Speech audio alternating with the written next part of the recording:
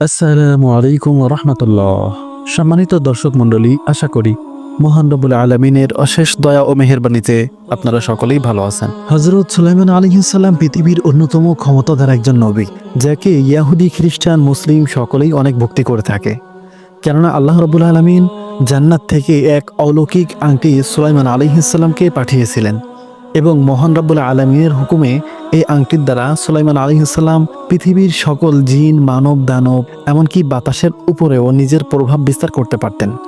সুলাইমান আলাইহিসসালামের বাবা হজরত দাউদ আলাইহিসসালাম ছিলেন পুরো পৃথিবীর সম্রাট। তিনার ইন্তেকালের পর হজরত সুলাইমান আলাইহিসসালামকে শাসন কার্যের দায়ভার দেওয়া হয়।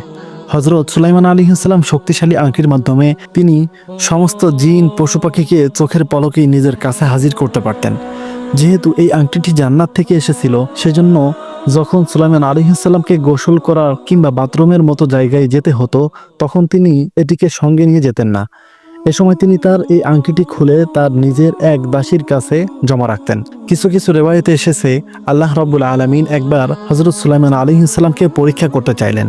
আর সে পরীক্ষাটি ছিল কিছুটা এমন, যখন একবার সুলাইমান আলাইহিসসালাম গোসল করার জন্য হাতের আংটি খুলে তার সেই দাসীর কাছে দিয়ে গোসলখানায় প্রবেশ করলেন, তখন তার পিছনে শয়তান তারই রূপ এবং অবয়ব ধারণ করে তার দাসীর কাছ থেকে আংটিটি নিয়ে নিল। যেহেতু শয়তান সুলাইমান আলাইহিসসালামের রূপ ধরে এসেছিল, সেজন্য সেই দাসী আংটিটিকে খুব সহজেই তাকে দিয়ে দিয়েছিল। কিন্তু এবার যখন হজরত সুলাইমান আলাইহিসসালাম গোসল করে বের হলেন, তখন সেই আংটি চলে যাওয়ার কারণে তার দাসী তাকে চিনতেও অস্বীকার করলেন। শুধুমাত্র সেই দাসী অস্বীকার করলো না, বরং যত মানুষজন তার সাম্রাজ্যে ছিল সবাই সুলাইমান আলাইহিসসালামকে অস্বীকার করলো। কেননা সেই আংটি চলে যাওয়ার পর সুলাইমান আলাইহিসসালামের সব কিছু শেষ হয়ে গিয়েছিল এবং সেই শয়তান হাতের মধ্যে আংটিটি পরে নিল, সুলাইমান আলাইহিসসালামের সাম্রাজ্য দখল করে নিল। অতঃপর সুলাইমান আলাইহিসসালাম সাম্রাজ্য হারিয়ে আংটি খোঁজার জন্য রাস্তায় রাস্তায় ঘুরতে লাগলেন। যেহেতু তার সাথে আংটি ছিল না, তাই তিনি চাইলেও পশু পাখি, বাতাসকে, মানব দানবকে কিছুতেই কোনোভাবে ব্যবহার করতে পারছিলেন না। এমনকি সমুদ্রের মাছকেও তিনি ব্যবহার করতে পারছিলেন না। তিনি পানিতেও কোনো আদেশ করতে পারছিলেন না। তিনি সাধারণ মানুষের মতো এদিক সেদিক দৌড়াদৌড়ি করে আংটি খুঁজতে থাকলেন। কিন্তু এদিকে সুলাইমান আলাইহিসসালামের রূপ নিয়ে শয়তান তার রাজ্য শাসন কার্য চালাতে শুরু করেছিল ঠিকই, কিন্তু এক সপ্তাহ যেতে না যেতেই মহলের মধ্যে উপস্থিত থাকা সকল মানুষজন খুব তাড়াতাড়ি বুঝে গেল যে সিংহাসনে সুলাইমান আলাইহিসসালাম বসে নেই। কেননা সুলাইমান আলাইহিসসালামের দ্বারা স্বপ্নেও এমন কাজ করা সম্ভব না, যা গত এক সপ্তাহে শয়তান পরিচালনা করছিল। সেই ধরনের কাজ সুলাইমান আলাইহিসসালাম কখনো কল্পনাও করেননি। তো এমন অবস্থায় সুলাইমান আলাইহিসসালামের সিংহাসনের আশপাশে থাকা সকল ইমানদার ব্যক্তিরা তখনকার সময়ে আল্লাহর তরফ থেকে একমাত্র নাজিলকৃত তাওরাত কিতাব পাঠ করতে শুরু করলো। আর সকলেই যখন উজু করে তাওরাত কিতাব তিলাওয়াত করতে শুরু করলো, আর তখন শয়তান একদমই টিকতে পারল না। সে সেইখান থেকে সঙ্গে সঙ্গে পালিয়ে গেল। কিন্তু দুর্ভাগ্যবশত শয়তান যাওয়ার সময় আংটি নিয়ে পালিয়ে গেল এবং সেই আংটিটি নিজের কাছে ধারণ করতে পারছিল না, তাই নদীতে ফেলে দিল। কুদরতের কারিশমা দেখুন, হযরত সুলাইমান আলাইহিসসালাম রাস্তায় রাস্তায় সে আংটি খুঁজছিলেন। সৌভাগ্যক্রমে সেই নদীর পাশে অনেক মানুষ মাছ শিকার করছিল। সুলাইমান আলাইহিসসালাম জিন্নাশূন্যভাবে কয়েকটি মাছ নিলেন আহার করার জন্য, আর তিনি দাবি করলেন তিনিই হলেন সুলাইমান আলাইহিসসালাম।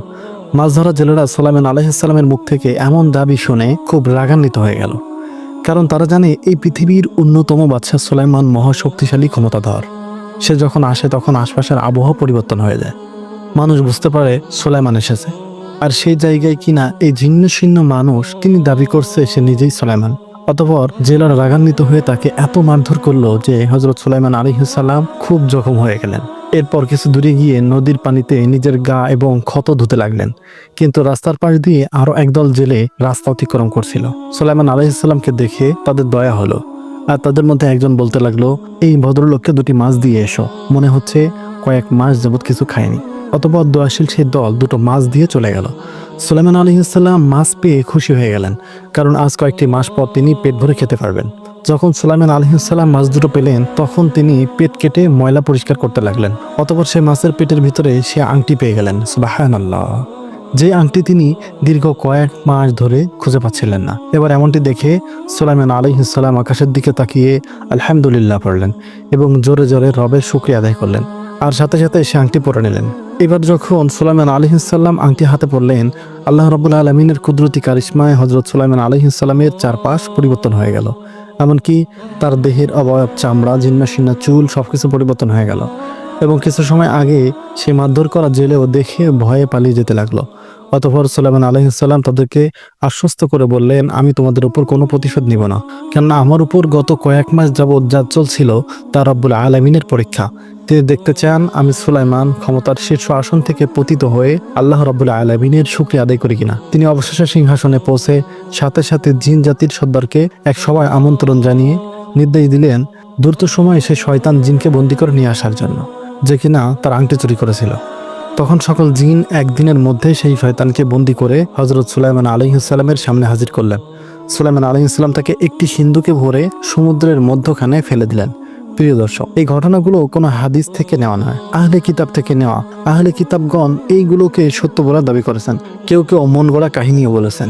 পরিপূর্ণ সত্য আল্লাহ রাব্বুল আলামিনই ভালো জানেন। তবে এই কথার মধ্যে কোনো সন্দেহ নেই যে হযরত সুলাইমান আলাইহিসসালামের একটি আংটি ছিল, যেটা মহান রাব্বুল আলামিন জান্নাত থেকে তাকে পাঠিয়েছিলেন। বর্তমান ইহুদি ধর্ম অবলম্বীরা এই আংটিটিকে পৃথিবীর সবথেকে মূল্যবান আংটি বলে দাবি করে থাকে। এমনকি তারা তাদের বর্তমান দখলকৃত ইসরায়েলের পতাকায়ও সে আংটির চিহ্নটি রেখে দিয়েছে। এমনকি তারা পুরো পৃথিবী জুড়ে সুলাইমান আলাইহিসসালামের আংটিকে দ্রুত গতিতে খুঁজে বের করার মিশনও চালাচ্ছে। কারণ সুলাইমান আলাইহিসসালামের মৃত্যুর পরে এই আংটি কোথায় গায়েব হয়ে গিয়েছিল সে সম্পর্কে সমস্ত ঐতিহাসিক কিতাব একেবারেই নিশ্চুপ হয়ে আছে। অর্থাৎ কোনো মানুষই এটি জানেন না সেই আংটিটি কোথায় চলে গিয়েছে। এর সাথে সাথে আপনাদের এটিও জানিয়ে রাখি যে কিছু ইসলামী রেওয়ায়াতের মতে হযরত সুলাইমান আলাইহিসসালামের আংটিতে হযরত মুহাম্মদ সাল্লাল্লাহু আলাইহি ওয়াসাল্লামের নামও লেখা ছিল। তবে এ ব্যাপারে কোনো সুস্পষ্ট ধারণা পাওয়া যায় না, কেননা এ বিষয়ে কোনো সহিহ হাদিস নেই। এছাড়াও মুসলিমদের মধ্যে অনেক আলেমী বিশ্বাস করেন সুলাইমান আলাইহিসসালামের আংটি কিয়ামতের পূর্বে এই পৃথিবীতে আত্মপ্রকাশ করবে।